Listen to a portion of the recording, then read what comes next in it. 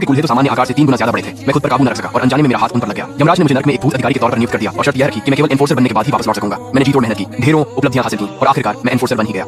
लेकिन जब मैं आखिरकार इंसानी दुनिया में वापस लौटा तो मैं दंग रह गया। पूरी दुनिया में खौफनाक कयामत शुरू हो चुकी थी और हर किसी को भूतों के साथ करार करना पड़ रहा था। इस कयामत में बचने का यही इकलौता रास्ता था। और ठीक उसी वक्त एक आदमी और एक औरत मेरे सामने खड़े थे। वे एक कंपास पकड़े हुए घबराई नजरों से मुझे देख रहे थे। मुझसे निकल रही भूतियां आभा इतनी तीव्र थी कि वे लगभग लड़खड़ा ही गए। मैं आखिरकार वापस आ गया हूं। जैसे ही ये शब्द मेरे मुंह से निकले, हमारे आसपास की हवा मानो जम सी गई। मेरे सामने खदी लड़की चीख पड़ी और कीचड़ से सनी जमीन पर गिर पड़े। लोहे के उस पुराने कंपास से एक तीखी और चुभने वाली आवाज गूंजी और मेरी इन ऊर्जा के प्रभाव से उसकी सुई पल भर में धूल बनकर बिखर गई। मेरे साथी का चेहरा पहले पीला और फिर गुस्से में बैंगनी पड़ गया। वह दांत पीसते हुए उसे जमीन से उठाने की कोशिश करने लगा, लेकिन मेरी काली धुंध की लहर ने उसे झटके के साथ दूर फेंक दिया। वह उठने के लिए संघर्ष करने लगा। उसकी आंखों में गहरी निराशा और हार का भाव था। फिर अपनी छाती पीटते और मुंह से खून थूकते हुए वह चिल्लाया कि वह मुझे भी अपने साथ ले डूबेगा।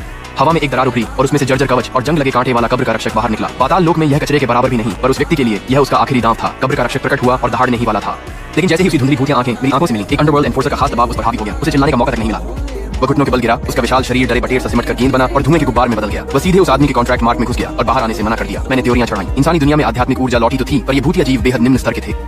मैं आगे बढ़ा। हर कदम के साथ मिट्टी में गहरे लाल निशान उभरने लगे। ये पाताल लोक की आधिकारिक छाप थी। मैं साल पूछने ही वाला था, पर वह लड़ की डर से बेहोश हो गई। लड़ ने उसे ढाल की तरह ढक लिया। उसकी कांपती आवाज इंसानी नहीं लग रही थी। बस उसने मुझसे मिन्नत की, ये कहते हुए कि वे बस गुजरते कबाड़ी हैं, कि यह इलाका अभी तक घोस्ट जोन की चपेट में नहीं आया है, और मुझसे जान बचने की गुहार लगाई। कबाड़ी घोस्ट जोन। मैंने उसे नजरअंदाज किया और सीधे दूर शहर की क्षितिज की ओर देखा।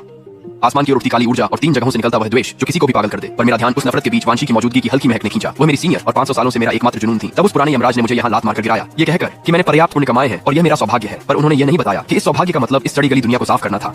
मैंने अपनी कोट की जेब से वो सुनहरी आत्मा सीलिंग वाली रहस्यमयी किताब बाहर निकाली। मैंने पन्नों को तेजी से पलटना शुरू किया और अंततः एक बिल्कुल खाली पन्ने पर आकर रुक गया। हमारी पहली भेंट लिंजियांग शहर में होने वाली है। तभी वह बेहोश पड़ी लड़की अचानक खांसने लगी। उसकी परछाई के भीतर से एक पीला सा हाथ बाहर निकला और उसने उसका गला कसकर जकड़ लिया। यह एक खतरनाक परजीवी भूत था जो उसकी अस्थिर आत्मा को पूरी तरह निगल जाना चाहता था। मैंने उसे देखकर एक ठंडी और चेतावनी भरी फुफकार भरी।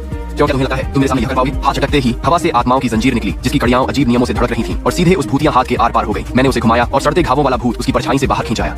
उसने खूनी मुंह खोल पलटवार की कोशिश की, पर मैंने बस शांत नजरों से देखा। सोल ब्रेकिंग आई खुल जा, सुनहरी रोशनी की 2 चमक निकली और उस भूत का रूहानी शरीर सिमटकर काले नोटों में बदल गया, जो तैरते हुए मेरे